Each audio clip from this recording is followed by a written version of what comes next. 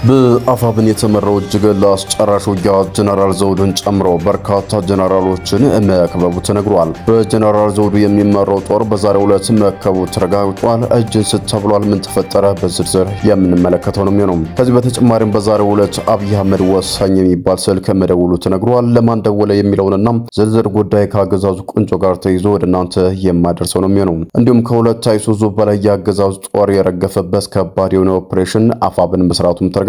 ከአፋብን ጋርም ተይዞ ወሳኝ የድል ብስራት መረጃዎቹን የት አካባቢ ተገኙ፣ እንዴትስ ምን አይነት ኦፕሬሽን ተሰራ፣ በዝርዝር የምንመለከተው መረጃ ነው የሚሆነው።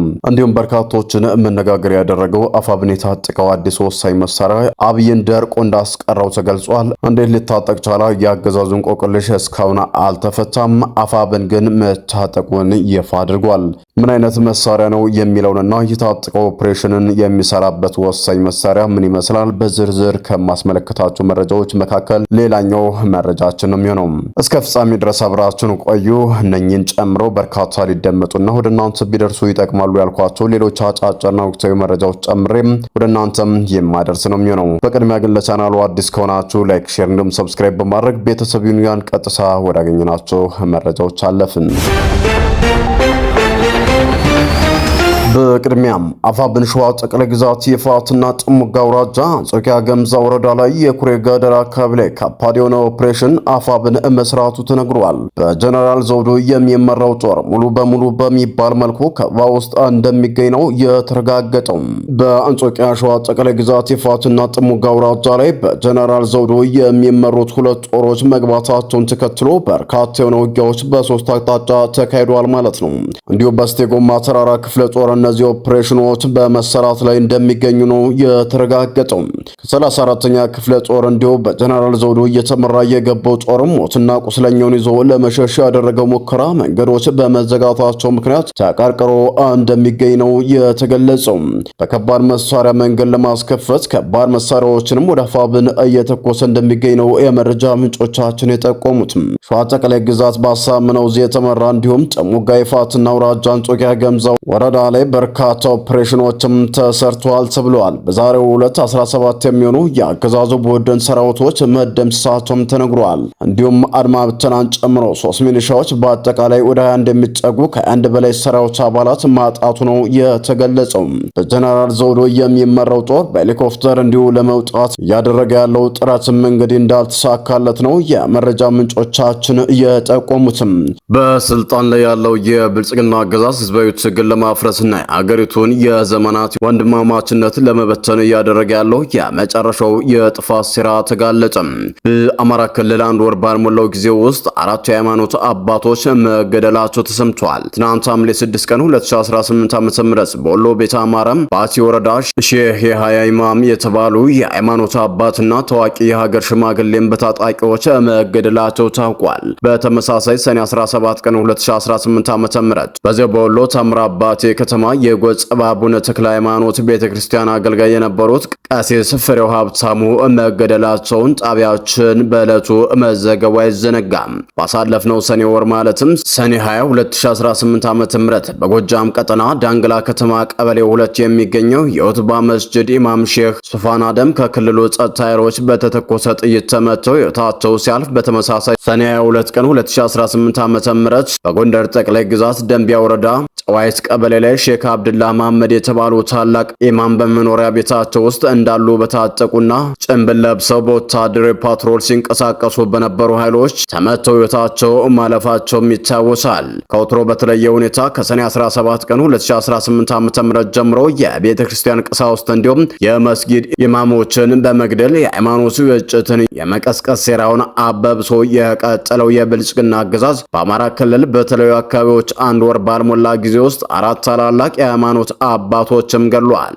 ጀንበር ያዘቀዘቀችበት የብልጽግናው አገዛዝ የህዝብን ትኩረት በማስቀየር የእፎይታ ጊዜ ለማግኘትና የስልጣን እድሜውን ለማራዘም እንዲሁም በፋኖ ይወሰድብኛል ብሎ የሰገውን የመጨረሻ እርምጃ ለማጓተት በማሰብ በተመረጡ የአማራ ክልል አካባቢዎች ላይ በክርስትና ሃይማኖትና በእስልምና ሃይማኖት አባቶች ላይ ግድያ በመፈጸም ሃይማኖት ግጭትን ለመቀስቀስ ህዝቡ ገዳይ ቡድን አዋቅሮ ማሰማራቱን የሾላ ቲቪ ታማኝ ወታደራዊ ምንጮች ዋቢ አድርጎ ከቀናት በፊት መዘገቡ አይዘነጋም። በኢትዮጵያ ለዘመናት በወንድማማችነትና በመከባበር አብሮ የኖረው ህዝብን በሃይማኖት ሽፋን እርስ በርስ ለማጋጨት የብልጽግና አገዛዝ በስውር ያደራጃቸው ገዳይ ቡድኖች ሃይማኖት አባቶችን በመግደል ላይ መሆናቸው ተጋልጿል። ይህ መሰሪ አካሄድ አገዛዙ የህዝቡን አንድነት ለመበተንም በአገሪቱ ውስጥ ያልተረጋጋ ሁኔታን በመፍጠር ስልጣኑን ለማቆየት የሚጠቀምበት የመጨረሻው የጥፋት ካርድ መሆኑ ነው የታወቀው። በተደራጁ የብልጽግና ጥፋት ኃይሎች እየተፈጸመ ያለው የጭካኔ ተግባር የኦርቶዶክስ ተዋሕዶና የእስልምና እምነት ተከታዮችን እርስ በርስ ለማጋጨት የታለመ በመሆኑ ህዝቡ የጥፋት ሴራውን በመረዳት በንቃት ተደራጅቶ ራሱንና የሃይማኖት አባቶችን እንዲሁም የሀገሪቱን የዘመናት የወንድማማችነት እሴት ሊጠብቅ እንደሚገባ ሚዲያችን ያነጋገራቸው ሁለቱም እምነት ተቋማት አባቶችም ጥሪ አቅርበዋል። መረጃዎቻችን ሲቀጥሉ በአማራ ፋኖ ብሔራዊ ንቅናቄ በላይ ዘለቀ መይሰው ካሳ ኮር ስር አድዋ ክፍለ ጦር 3ኛ ዓመት የምስረታ በዓሉን ማክበሩ ተሰምቷል። ግዙፉ ጦር 3ኛ ዓመቱን የምስረታ በዓሉን የአማራ ፋኖ ብሔራዊ ንቅናቄ ስልጠና መምሪያ ኃላፊ አርበኛ ኮማንዶ ሳሙኤል ባለድል፣ የመይሰው ካሳ ኮር አመራሮች፣ የክፍለ ጦር አመራሮችና የብርጌድ አመራሮች በተገኙበት ሐምሌ 5 2018 ዓ.ም በደማቅ ሁኔታም አክብረዋል። በውስን የሰው ኃይልና በትንንሽ ወንድሞች የተጀመረው የትጥቅ ትግል ሰራዊት በማሰልጠንና በማስታጠቅ ብቁ መሪ በማፍራት እንዲሁም መሰል ተግባራዎችን በማከናወን ረገድ ከክፍለ ጦር አልፎ እስከ ድርጅት መድረስም ችሏል ብሏል። ይህ አመርቂ ውጤት የተገኘው በከባድ መስዋዕትና ውጣ ውረዶች በብዙ መስዋዕትነት በበርካታ መዋዕለ ንዋይ ሲሆን የክፍለ ጦር አሁናዊ ሁኔታ በተጠናከረ ፖለቲካውና ወታደራዊ ቁመና ላይ እንዳለ በማመላከት ክፍለ ጦሩ በድርጅታዊ አሰራርና በመርህ የሚያምን እንዲሁም የትግሉ መነሻና መዳረሻ ጠንቅቆ የሚያውቅ መሆኑንም በፕሮግራሙም በሰፊው ቀርበዋል። በተጨማሪም ክፍለ ጦሩ መንግስታዊ መዋቅርን በመዘርጋት በቀጠናው ያለውን ማህበረሰብ በማወያየትና እንዲሁም ፍትህ ስርዓቱን በማመዘንና የመልካም አስተዳደር ችግሮችን በመፍታት ረገድ ወደር የሌለው አጽንኦት ማበርከቱም ተገልጿል። ይህ በእንዲህ እንዳለ በ3 ዓመታት ውስጥ በቀጠናው ካለው ከአገዛዙ ሰራዊት ጋር ከ40 ጊዜ በላይ ውጊያ በማድረግ ቁጥሩ ከልክ ያለፈ የጥራት ኃይል እንደደመሰሰና እንደማረከም በሰፊው ማብራሪያም ተሰጥቶበታል። በሌላ በኩል የፕሮግራሙ ተጋባዥ እንግዳ ከሆኑት መካከል የአማራ ፋኖ ብሔራዊ ንቅናቄ ስልጠና መምሪያ ኃላፊ አርበኛ ኮማንዶ ሳሙኤል ባለድል፣ የመይሰው ካሳ ኮር ፖለቲካ ዘርፍ ኃላፊ አርበኛ በላይ፣ የክፍለ ጦር ወታደራዊ አዛዥ አርበኛ ተመስገን ወለለው፣ የክፍለ ጦሩ ፖለቲካ ዘርፍ ኃላፊ አርበኛ ተስፋ ጌታውን፣ የክፍለ ጦሩ ዘመቻ መምሪያ ኃላፊ አርበኛ ጌጤ ደሳለኝና የክፍለ ጦሩ ጽህፈት ቤት ኃላፊ አርበኛ ጌታቸው ማንደፍሮ የ3 ዓመት የምስረታ በዓሉን አስመልክቶ የእንኳን አደረሳቸው መልእክትና ወቅቱን የዋጀና የፖለቲካ መልእክትም ለሰራዊቱ በሰፊው ማብራሪያም ሰጥተዋል። ከባህር ማዶ ወዳገኘናቸው ወሳኝ መረጃዎች ስናቀና የዩክሬን ድሮኖች በሩሲያ ኩርስክ ግዛት የሚገኘውን ግዙፉን የሰሜን ኮሪያ ሚሳይሎችን አወደመም። የዩክሬን ልዩ ኃይል በሩሲያ ድንበር ቀጠና በሆነ የኩርስክ ግዛት ውስጥ እስከዛሬ ከተሰነዘሩት እጅግ ስልታዊ የተባለውን ጥቃት መፈጸማቸውን የኪየቭ ጦር ይፋ አድርጓል። በጥቃቱ የዩክሬን የረጅም ርቀት ተወንጫፊ ድሮኖች የሩሲያ ጦር ለሰሜን ኮሪያ ሰራሽ ባላስቲክ ሚሳይሎችና ለከባድ መሳሪያዎች ጥይቶች ማከማቻነት የተጠቀመበት የነበረውን አንድ ግዙፍ ወታደር መጋዘን ሙሉ በሙሉ ማውደሙ ነው የተረጋገጠው።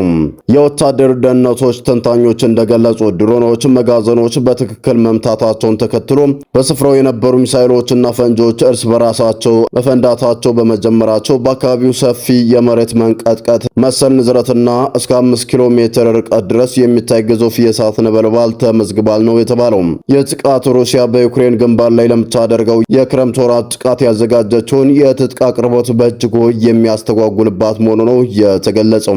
በመጨረሻም የነዳጅ ዋጋ 4 በመቶ መጨመሩ ተገለጸ። የአሜሪካና የኢራን ግጭት መገርሸቱን ተከትሎ የብሬንት ድፍድፍ ነዳጅ ዘይት ዋጋ ጭማሪም አሳይቷል ተብሏል። ዓለም አቀፍ ደረጃ 3.9% በመጨመር 78.96 ዶላር የገባ ሲሆን በአሜሪካ የነዳጅ ዋጋው 4% በመጨመር 74.26 ዶላር መግባቱን የተገለጸው።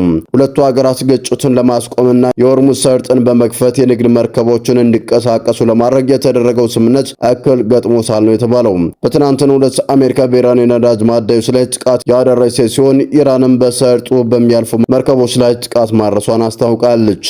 በተጨማሪም የኢራን አብዮታዊ ዘብ በጎረቤት ሀገራት ኩዌት፣ ባህሬን እና ጆርዳን ላይ የአሜሪካ ወታደሮች ስፍራ ኢላማ ያደረገ ጥቃት መፈጸሟ ነው ቢቢሲ የዘገበው። ሰላም ጤና ይስጥልን። የተወደዳችሁና የተከበራችሁ የሚዲያችን ቤተሰቦች ለሰዓቱ የነበሩን መረጃዎች እነዚህ መስሉ ነበር። በሌላ መረጃዎች እስከምንገናኝ በያላችሁበት ሰላም ቆዩልን።